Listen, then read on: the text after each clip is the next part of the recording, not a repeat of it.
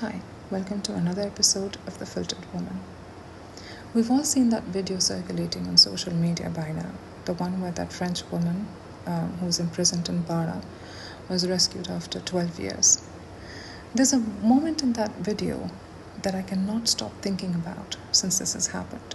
The police have arrived, the room is open, and for the first time in years, the door is no longer keeping someone in. She isn't crying, she isn't screaming, she's just packing. And her children are helping her fold the clothes into bags. It looks almost ordinary until you notice her body. Her shoulders are rounded forward, as if she has spent years apologizing for taking up space. Her back bends before anyone asks it to. Her movements are small, careful, quiet. She doesn't move like someone who's just been rescued. She moves like someone who has forgotten what freedom feels like.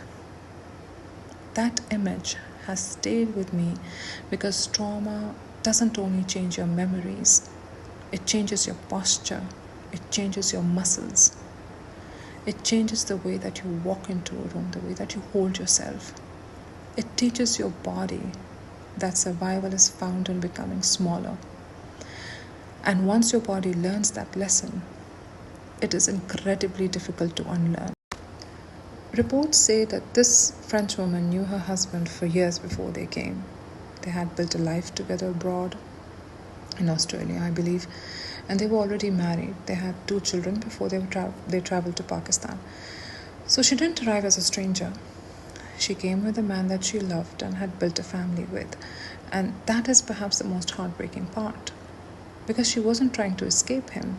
She chose him. She chose this journey. And somewhere between that decision and the next 12 years, everything changed. I keep asking myself, when? What happened between the life that they had before and the life that she was eventually rescued from? Was it immediate? Was it gradual? Did control arrive all at once or one rule at a time? Don't go out today. You don't need to make that call. Stay home. We'll do it tomorrow. Control rarely announces itself. It is often disguised as protection, until one day you realize there's nowhere left you're allowed to go. And there's another question that has troubled many people. How can someone live in one country as one person and appear completely different after returning to another? Was this man hiding this part of himself while he was living abroad? Or did something about returning home awaken beliefs he had always carried? We don't know. And it would be impossible to pretend that we do. But we do know this. Some people are very capable of presenting one version of themselves in public and another in private. We also know that abusive behavior is often reinforced by environments where control is tolerated. Whether that was true here is for investigators and the courts to decide. But the broader question remains, how many women discover who they married only after they are isolated from everyone that could help them? I also keep thinking about something else. What freedom was she really asking for? I mean, she'd already agreed to come here to Pakistan to live here. So maybe she wanted to visit France once every few years.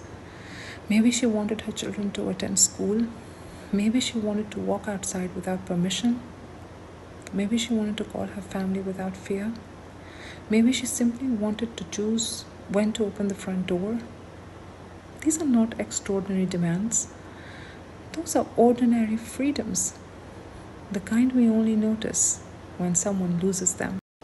And of course, the story should never become an excuse to stereotype an entire country or culture or community.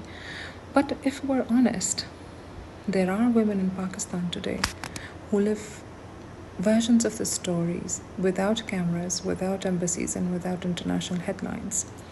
They may not be locked behind a single door, but they're trapped by fear, by economic dependence, by family pressure, by shame, by the belief that enduring suffering is somehow proof of being a good wife or even a woman.